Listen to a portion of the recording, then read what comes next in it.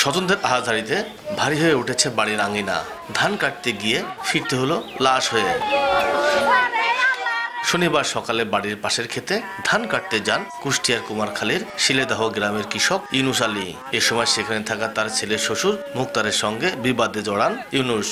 পরে মুক্তার ও তার সহযোগীরা ইউনুসকে কুপিয়ে জখম করে। তার চিৎকার শুনে আশেপাশের লোকজন উদ্ধার করে উপজেলা স্বাস্থ্য কমপ্লেক্সে নিয়ে গেলে চিকিৎসক মৃত ঘোষণা করেন। এলাকাবাসী জানান, গত বছর ইউনুসের ছেলের সঙ্গে মুক্তারের মেয়ের বিয়ে হয়। তারপর থেকেই দুই পরিবারে প্রায় বিবাদে জড়াতো। এছাড়া জমির ধান কাটাকে কেন্দ্র করেও দুপক্ষের দ্বন্দ্ব ছিল। হত্যাকারীদের দৃষ্টান্তমূলক শাস্তির দাবি নিহতের স্বজনদের। নগদে 500 টাকা বা তার বেশি পেমেন্টে পেতে পারেন ঢাকায় জমিসহ 20 কোটি টাকার পুরস্কার। আমার ভাই বোরিং হনে, আমার ভাই ধান হনে সেনে কাটতে যা কুপাইয়া আমার ভাইক মারি ফেলা দিয়েছে। আমার ভাই ঠেয়াতে গেছে, আমার ভাইক মাথায় কোপ মারি ফেলা মারাইছে।